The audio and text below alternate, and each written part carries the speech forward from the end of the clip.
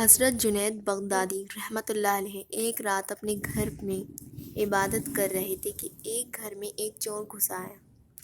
حضرت جنید رحمۃ اللہ علیہ کو اس کے اندر آنے کی خبر تو ہو گئی، مگر انہوں نے اسے کچھ نہیں کہا اور اسی طرح عبادت میں لگے رہے۔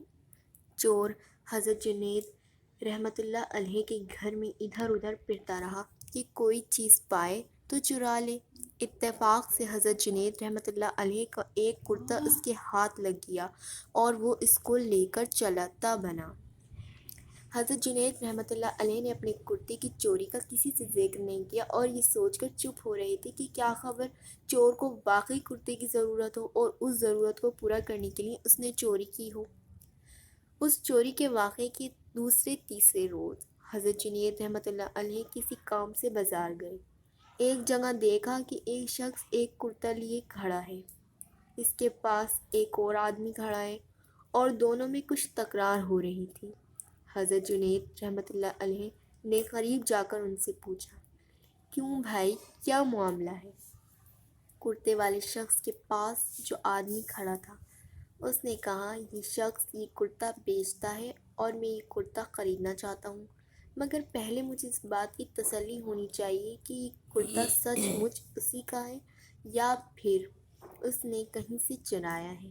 جب تک کوئی شخص اس بات کی گواہی نہ دے کہ یہ کرتا واقعی اس کا اپنا ہے، تب تک میں اسے خرید نہیں سکتا۔ حضرت جنید رحمۃ اللہ علیہ نے کرتا دیکھا تو حیران رہ گئے۔ یہ ان کا اپنا کرتا تھا جو چوری ہو گیا تھا۔ چوری کا مال بھی اس کے سامنے تھا اور چور بھی موجود تھا۔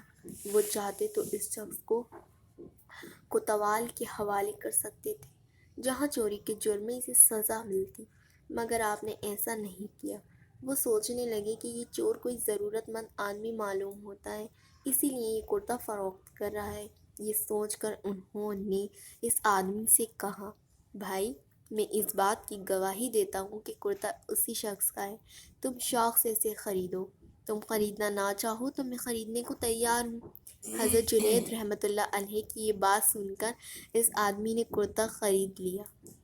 بعد میں اس چور کو یہ معلوم ہوا کہ یہ جنید بغدادی تھے اور یہ کرتا ان کا اپنا تھا، تو وہ اپنے کیے پر بہت شرمندہ ہوا۔ اس نے جنید رحمۃ اللہ علیہ کی خدمت میں حاضر ہو کر معافی چاہی اور ہمیشہ کے لیے چوری سے توبہ کر لی۔